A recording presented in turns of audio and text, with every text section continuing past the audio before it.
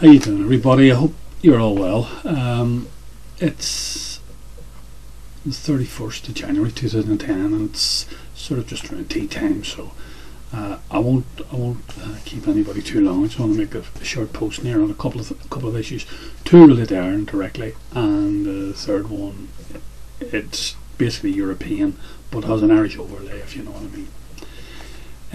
I want to talk about the second biggest pharmaceutical company in the world, and they're called GlaxoSmithKline. And to give you an idea of the size of this company and the power of it, these are from their 2008 figures, official company figures. They employed 2008 103,000 people worldwide. Okay, and they generated a revenue of nearly 25 billion. And depending on where you look and depending on what set of accounts you go to, the net profit for that revenue was between 5 and 8 billion. So the board of that company would have as much power as a government of any reasonable sized company or country. There'd be lots of countries in the world would be struggling to have that sort of GDP. Okay, any of the non-industrialized countries wouldn't have that sort of GDP. But anyway, they've decided that they're so, as I say, a capitalist multinational on a massive scale. They've decided that they're going to reduce it's called downsizing. That's what they call it. But really what it is, it's a version of economic enslavement. That's all it is. It's economic enslavement under another name. And what they're doing is they're going to shift their a lot of their production facilities from the west to the east, to India and to China and various countries in that whole Far Eastern region. Okay, and what they're going to do is they're going to fire 4,000 people in their western countries. So they'll just be thrown out on the dole, as it were, right? So they're not happy with a profit of 5 to 8 billion. They want more. Okay, so that's the nature of society we live in. So we have to deal with that. But they have 4 companies here in Ireland. I think 2 of them are production companies. But how many people they employ, I wasn't able to find out, but I would say it's in the hundreds, or maybe more. But they employ a lot of people here in Ireland. So the 4,000 obviously is going to be spread out among the western, where they are in western countries. So I've no doubt that it will impact on Ireland. So we just have to wait for it to happen, and they'll tell us how many are going to lose their jobs in Ireland, or whatever way it's going to be restructured here. Okay. The next thing then is I want to talk about Irish banks. And the situation with Irish banks is, I was unaware of this, but they have an exposure to Greece, and Greece is, alongside Ireland, the most indebted nation in Europe, and its deficit, and it's just its whole economic base is like Ireland. It's in a shambles, and the Irish banks are exposed to Greece to the tune of 6 billion euros. As I say, I've put links up to these 3 articles so you can have a wee look at them, alright?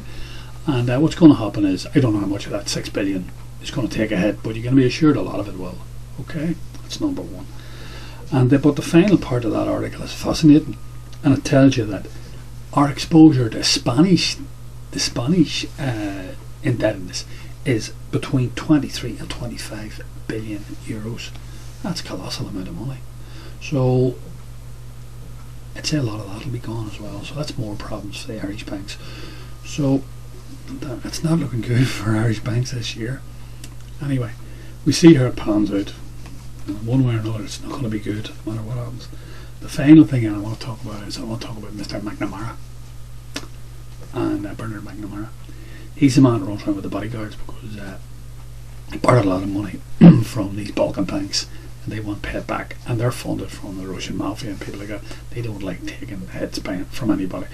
So one of the things that Bernard did was he got his wife in 2008 to buy an apartment for them in Greenwich Village in Lower Manhattan, and I've put the link up there, have a read of it. Cost them $2.58 million. So it's on the net there, checking out. And any small two-bedroom apartment, any small two-bedroom apartment Department in that general area. This is a big area. This is like the hippie area. It would be like an upmarket, a really upmarket hippie area of, let's say, well, any of the major cities of the world. Very relaxed, full of restaurants, full of theatres, all that type of thing. It's a serious area for investment. And they bought a condominium, and it says on the registration documents that there's no mortgage attached, so they must have bought it outright for 2.58 million. Nice one if you can get it now. So they're going to have an income, I was just saying, it was on the net, they're going to have an income of between $8,000 and $10,000 a month from that. So people emailed me and said that I was been very hard on Mr. McNamara, Bernard McNamara. When I was giving out to him about over the last while back. I don't give a flying monkeys about Mr. Bernard McNamara. I really don't care about Mr. McNamara. Mr. McNamara is just one of 16 people who borrowed 18 billion from the Irish banks. Alright, you and I couldn't borrow 5 grand, but they can borrow 18 billion, 16 of these people. Okay? And I don't care what they borrow. I don't care what property developers do. I am only concerned when we have to come and rescue them. When me, the likes of me, and the likes of you, and the likes of your children, and your grandchildren, and my grandchildren have to pay for it. That's all. It's very simple. Alright? I couldn't go to Mr. Bernard McNamara and ask him to bail me out. I know what he'd tell me to go and do.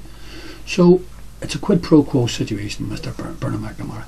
He will have to move out of Aylesbury Road, but that's all he'll have to do. It's not going to affect him one way or the other. There's a nice little earner there from his wife, and he has his own family business still intact. So Bernard's doing very, very well. So the other body that was involved in that whole debacle, the glass bottling debacle, which is centred around the Bernard McNamara affair, is Quinlan, Derry Quinlan, and he's in Lausanne, Switzerland. So you want to see Derry, you've got to go down there. I don't know where Bernard's going to end up, but I don't think he can leave Ireland. I don't think it would be too healthy for him to leave Ireland. I think he'll have to just go down the west somewhere of the way and hang out down there or something like that. But all part of Mora that she was able to do that, and that's a nice little learner for them. So as I say, unlike you or I, these fellas just wind up their companies. Other people pick up the debris. In the case of Bernard McNamara, it's us. It's us. We're picking up the debris. So anyway, we talk more. Okay, stay well. Bye.